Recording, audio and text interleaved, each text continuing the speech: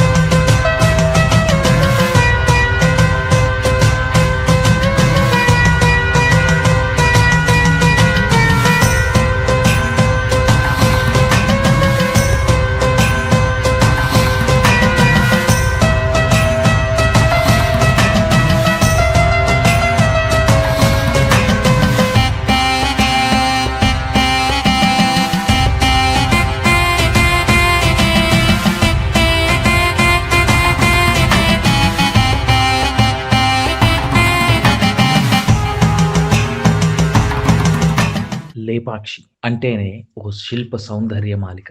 అబ్బురపరిచే శిల్ప సంపదకే కాదు, ఔరా అనిపించే చిత్రకళా నైపుణ్యానికి నిలయం ఈ సముదాయం. సుమారు 400 ఏళ్ల పైగా చెక్కు చెదరని వర్ణ చిత్రాలు, భారీ నంది విగ్రహం, 7 పడగల నీడన శివుడు, ఇలాంటివెన్నో ఆకర్షణలు ఈ ఆలయం సొంతం. దాదాపు 500 ఏళ్ల చరిత్ర కలిగిన ఈ వీరభద్ర ఆలయం చుట్టూ ఎన్నో పౌరాణిక, చారిత్రక గాథలున్నాయి.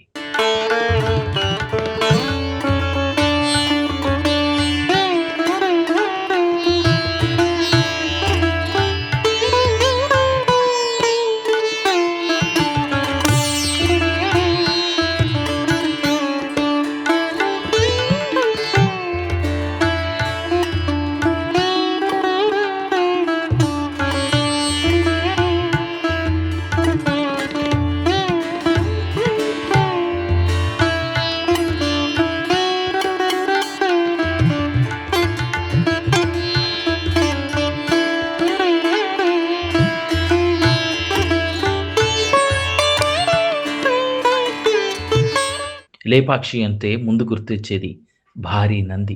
ప్రపంచంలోనే అతిపెద్ద ఏకశిలా నందిగా దీన్ని చెప్తారు. ఒకే రాయిని తొలిచి దీన్ని నిర్మించారు.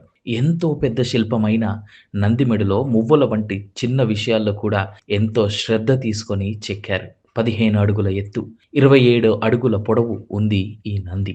అయితే ఈ నంది విగ్రహాన్ని ఎవరు చెక్కారు అన్న విషయం చరిత్రలో స్పష్టంగా నమోదు కాలేదని చరిత్రకారులు అంటున్నారు.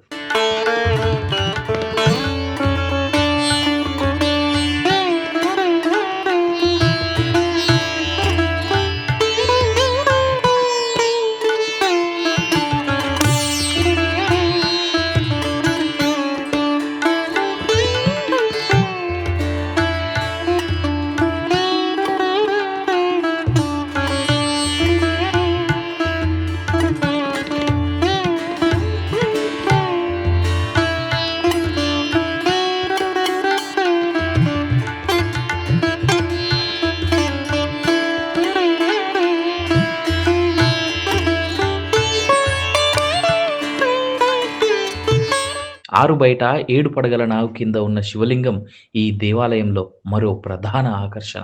లేపాక్షి గుడిలో తల ఎత్తి పైకి చూస్తే కనిపించే రంగురంగుల బొమ్మలు మరో ప్రత్యేకత. ఈ గుడి పైకప్పుపై దాదాపు 500 ఏళ్ల నుంచి ఈ వర్ణ చిత్రాలున్నాయి. ఇంత పెద్ద చిత్రాలు ఆసియాలో మరెక్కడా లేవని చరిత్రకారులు చెప్తారు. కింది నుంచి తల ఎత్తి చూస్తే కనిపించేలా వాటిని వేశారు. ఆ రోజుల్లో చిత్రకారులు వాటిని ఎంతో కష్టపడి వేశారు. అజంతా వంటి చోట కనిపించే చిత్రాలివే. ఈ బొమ్మలు వేసే నాటికి విజయనగర కళలు గొప్ప దశలో ఉన్నాయి. వీటిలో పురాణాలు, ఇతిహాసాలతో పాటు అప్పటి సమకాలీన వస్త్రధారణ, జీవన పరిస్థితులు వంటివి కూడా కనిపించేలా వేశారు. సాధారణంగా దేవాలయాలు కట్టినప్పుడు శిల్పులు దేవుళ్లతో పాటు సమకాలీన విశేషాలు, చిత్రాలు శిల్పాల్లో ఉట్టిపడేటట్టు చూస్తారు. దానివల్ల మనకు విజయనగర కాలం నాటి సామాజిక విశేషాలు తెలుస్తున్నాయని చరిత్రకారులు చెప్తున్నారు.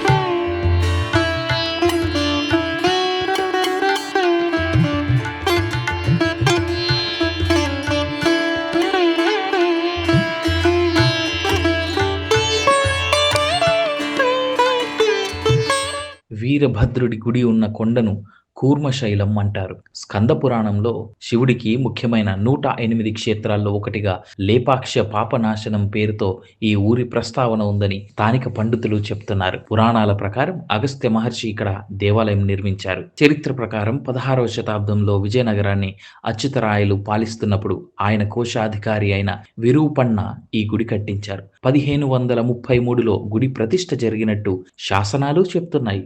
వీరూపన్నతో పాటు ఆయన సోదరుడు వీరన్న పాత్ర కూడా నిర్మాణంలో ఉంది.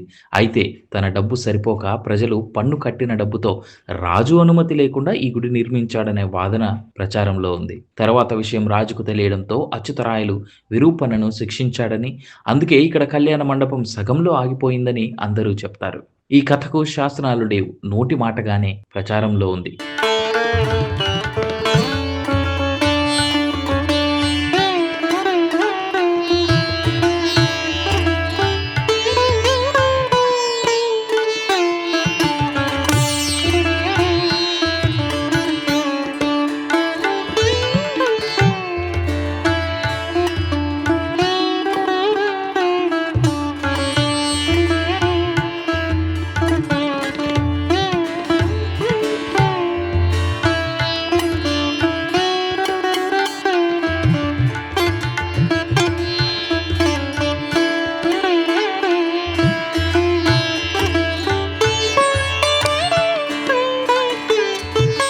లేపాక్షిలో ఒక వేలాడే స్తంభం గురించి బాగా ప్రచారం ఉంది. కానీ చరిత్రకారుల అభిప్రాయం ప్రకారం వాస్తవంగా ఇది వేలాడే స్తంభం కాదు. కాలక్రమంలో ఆ స్తంభం కింద భూమి కుంగడం వల్ల స్తంభం పాక్షికంగా గాల్లో ఉన్నట్టుగా కనిపిస్తుంది. కాలక్రమంలో ఆ స్తంభం కింద ఉన్న రాతి పలక కదలడంతో స్తంభం కొద్దిగా గాల్లో ఉన్నట్టు కనిపిస్తుంది.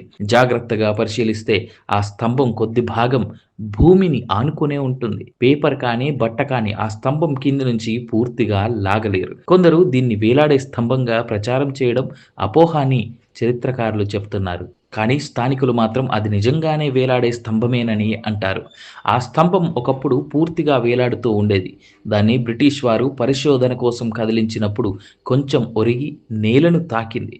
లేకపోతే అది మొత్తం పైకప్పుకు వేలాడేదని స్థానికులు గైడ్స్ చెప్పేటువంటి మాట.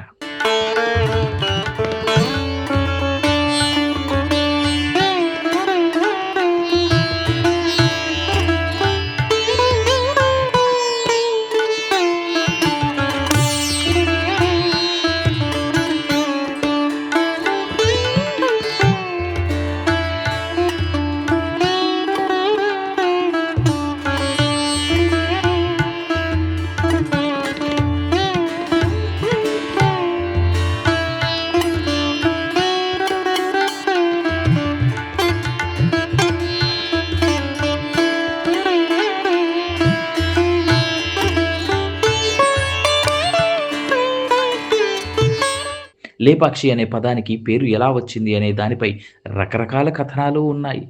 రాముడు జటాయు పక్షిని లే పక్షి అని పిలిచాడు కాబట్టి ఈ ఊరు లేపాక్షి అయిందని ఒక కథనం. ప్రభుత్వ డబ్బుతో అనుమతి లేకుండా గుడి కట్టించినందుకు అచ్యుతరాయలు విరూపన్న కళ్ళు పీకించారని ఒక కథనం. మరో కథనం ప్రకారం అచ్యుతరాయలు శిక్ష వేయడానికి ముందే విరూపన్న తన కళ్ళు పీక్కుని ఆ గుడి గోడకు విసిరి కొట్టాడని, దీంతో లేపము అక్షి కలిసి లేపాక్షి అనే పేరు వచ్చిందని మరో కథనం. తన కుమారుడికి మాటలు వస్తే గుడి కట్టిస్తానని విరూపన్న మొక్కుకున్నాడని, ఈ కొండపై తన కొడుకు తిరుగుతుండగా మాటలు వచ్చాయి కాబట్టి అక్కడి మహిమ గుర్తించి గుడి కట్టించారని ఇంకో కథనం కూడా ఉంది. అయితే గుడి కట్టక ముందు నంది శిల్పం చెక్కక ముందే ఈ గ్రామానికి లేపాక్షి అనే పేరు ఉన్నట్లు చరిత్రకారులు చెప్తున్నారు.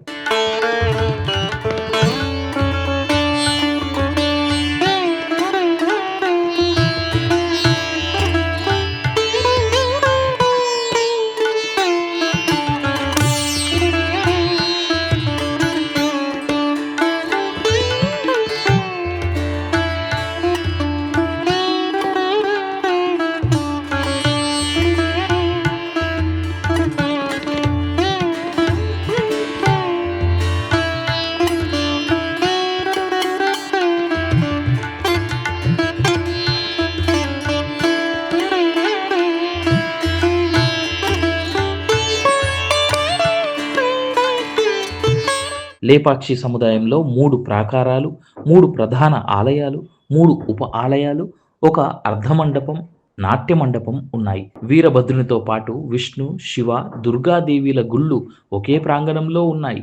అద్భుత శిల్పాలు చెక్కిన స్తంభాలు అనేకం ఉన్నాయి. ఒక గోపురం కాలక్రమంలో దెబ్బతినింది. ఒక కళ్యాణ మండప నిర్మాణం సగంలో ఆగిపోయింది. ఒక కళ్యాణ మండపం పూర్తి చేయలేదు. ఆ మండపం గోడపై ఒకచోట ఇనుము రంగుతో ఉన్న చారలను విరూపన్న కళ్ళ నుంచి కారుతున్న రక్తమని భక్తులు నమ్ముతారు. దానిపై శాస్త్రీయ పరిశోధనలు జరగలేదు. ఎత్తైన ప్రాకారంలో అనేక ఇతర మండపాలు, గోపురాలు, శిల్పాలు, చెక్కిన స్తంభాలు ఉన్నాయి.